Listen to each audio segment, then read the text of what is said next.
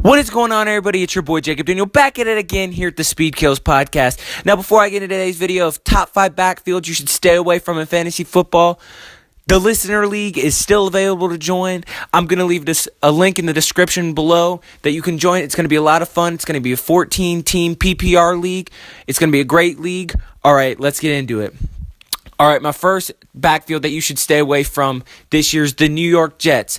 Now, the New York Jets have a 50-50 split between Bilal Powell and Matt Forte. Now, even though that Bilal Powell had a great end of the year when Matt Forte was out, but it's still going to be a 50-50 split this year. And even though Matt Forte is really old and might get hurt and Bilal Powell might get even all the work, I don't like it. The New York Jets are a really bad team. They're going to be a negative scripts, and they're going to have to pass the ball to get back in the game, and I just don't see. They're still going to put up fantasy value, but I don't think it's going to be where either one is going to be worth taking the chance on in the draft, and I'm pretty sure they're still going 3rd, 4th, 5th, 6th round, mid-rounds in your draft. I don't like it. I mean, Matt Forte is kind of a flyer pick, and you know what he is. He's really old, and he might get hurt. Bilal Powell, like I said, might get all the carries, but I still don't like that situation. They're not a very good team. I don't like the situation in New York. That's why I think you just stay away from it. All right, my next one, and these are in no particular order. My next one is the New Orleans Saints. Now, the reason that I don't like the New Orleans Saints backfield is because there's three mouths to feed in Adrian Peterson, Mark Ingram, and then Alvin Kamara. They're all three really good quality backs, but you know that the New Orleans Saints, they're going to spread the ball around, and they're more of a passing team than a run team in general. I had Mark Ingram on my team last year, and I was not happy with it at all. Sean Payton, for some reason, does not like Mark Ingram. AP is very intriguing, and we've seen him come back from an injury before, but he's on the older end for a running back, and we don't know what he's going to do. Now, Alvin Kamara might be the safest out of this backfield because he's probably going to be the pass-catching back, the Darren Sproles role that he used to have when Darren Sproles was in New Orleans. But I still don't like this backfield just because they're splitting carries, splitting catches, splitting all the reps between 3 guys. And it's just like my next team that I'm about to talk about. 3 guys, that's a lot of mouths to feed.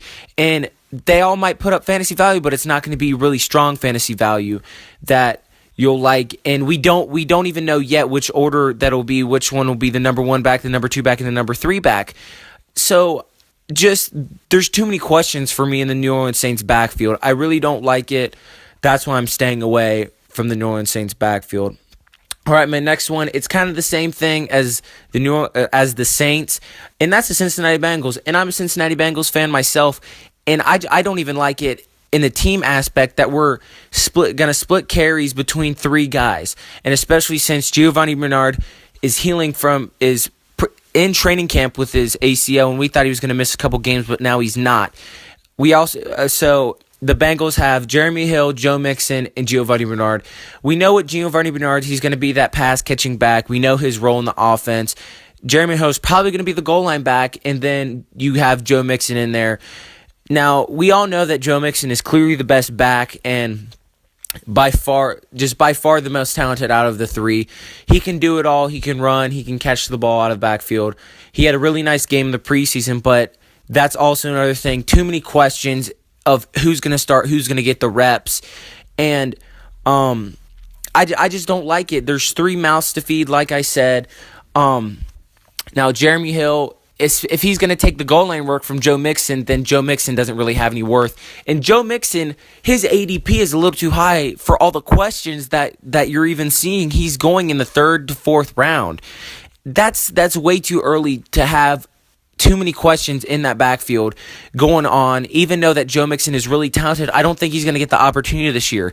And me personally, I really like Joe Mixon. I have a lot of videos on him on my channel if you want to go check him out. Self-plug. But there's too many questions, too many mouths to feed. I don't like this. My next one, the Seattle Seahawks. it's another thing where they have three backs that are all capable. Eddie Lacy, who they picked up in free agency, and has been doing great with his weight check-ins, but I don't think he met the last one. But that's not publicized. That's just rumors. Thomas Rawls and CJ Prosise. The safest pick out of these three is CJ Prosise in a PPR league because he's going to catch passes and put up value. Now, I'm not saying Eddie Lacy's bad, but he didn't have a really good year last year or the year before. Like, he has a high ceiling but a really low floor. He's an unsafe pick. Now, Thomas Rawls, he's kind of a late to mid-round flyer. And if you want to take the chance on him, go ahead, because he probably will give you value.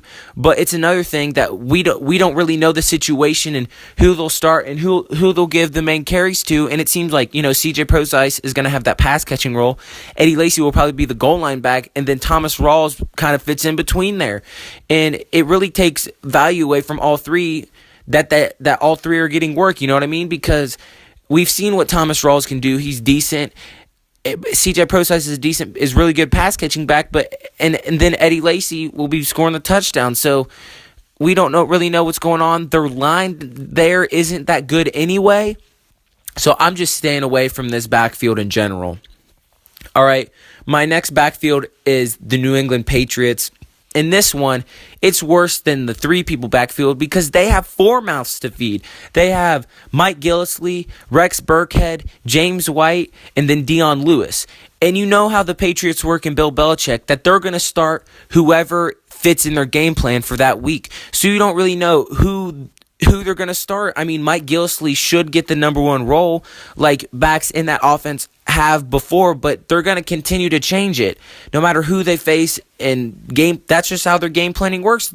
They have four really talented guys, but they're going to just continue to spread, use different one each week, and you're not going to know. I mean, Mike Gillislee, I think he's a really good mid-round pick because he was great even behind LaShawn McCoy, and he should be the number one back. He's the most talented out of all of those. Great runner, could be the goal line back, and he's really good. I don't have a problem with picking Mike Gillislee. It's just a couple questions are there. And then James White, we saw what he could do with the pass catching role. Rex Burkhead could do it all. Was in Cincinnati last year and went in when Giovanni Bernard went out with an ACL tear, and he's really good. Dion Lewis, he just has those games where the game planning fits him, and he does well. But I just don't like this. It's still four mouths to feed. And we saw that what they did that last year, and LeGarrette Blount only had fantasy value because he had 18 touchdowns.